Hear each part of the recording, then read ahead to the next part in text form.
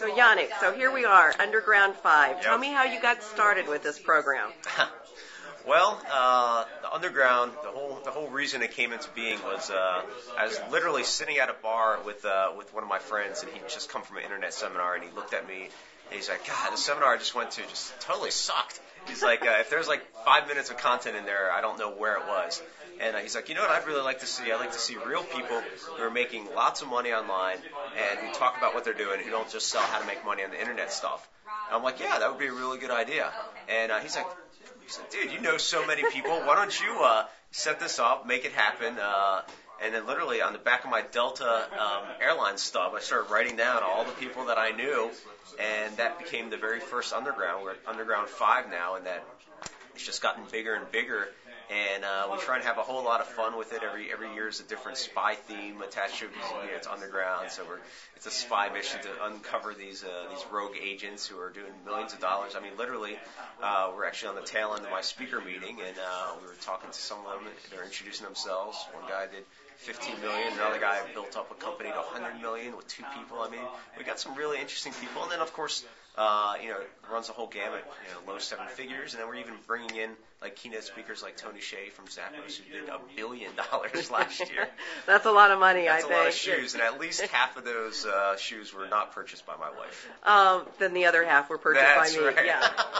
So Yanik, so there's still money to be made on the internet because a lot of people say, oh, I don't know, there's Twitter, there's this, there's that, there's everything out there, and how can I possibly find my space? There's no money to be made. It's all a farce. That's the secret, right? That's right. No, there's so many more opportunities. Actually, I think it's the total golden age right now. It's this amazing opportunity. I felt like when I got started, which was back in 2000, I thought I was a latecomer.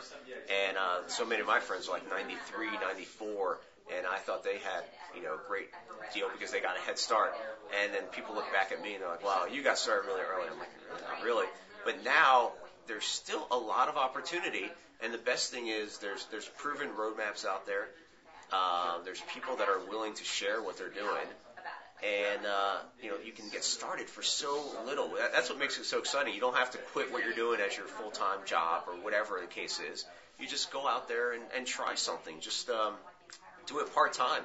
I call it moonlighting on the internet is what I call it, and you can do that very part-time in your spare time. Just go out there and try something instead of watching reruns of whatever. James Bond. But that might be worthwhile. But reruns of, I don't know, something dumb, or watching American Idol every night. Go out and take your time to actually build a real asset for yourself, and it doesn't cost that much. Costs a couple $100 maybe, and you don't know what it grows into. I mean, I built up my site, it cost a couple $100 to start, and now I'm doing several $1 million online. So you can get fairly big from very small beginnings. So one last quick question here, because our audience, obviously, they're all small business people. A lot of small business people still don't even have websites. What would you say to those folks? Well, you definitely need a site now, and there's a lot of mistakes that are made with local businesses when they're doing their sites. You have to understand what it's going to be used for. Like, I get annoyed if I go and I'm looking up like my local Chinese restaurant or something and that they don't have a website. Because what do I want it for? I want it for the menu, right? I want to check out what they're doing, what the hours are, and even just having something as simple and basic as that would be really helpful. And it's like if you don't have that, it's crazy. It's not like having a business card. And maybe a lot of people don't do it because they don't know what to stick on there. Just think about what your end user really wants and what their experience that they want from it. It doesn't have to be so complicated. That's where so many people get in trouble. It doesn't have to be this $50,000 website. It's just a very simple, just a tool really for you. And you need some basics on there. Ideally, you want to be able to capture name and email information. So that, if I am that Chinese restaurant, I want to be able to send a weekly special to the people that come to my site or collect email. What you can do is there's a local taco shop that's in my hometown called California Tortilla, and they do a great job where when they give you your food, they got a little flyer that says, get a free burrito, give us your email address. Sure. So they're taking their offline people online, and then they're using proactive marketing. Like they do fun stuff like if it's raining outside, they rely a lot on foot traffic. So if it's raining outside, they'll send out an email, hey, you get free chips and queso today because it's raining.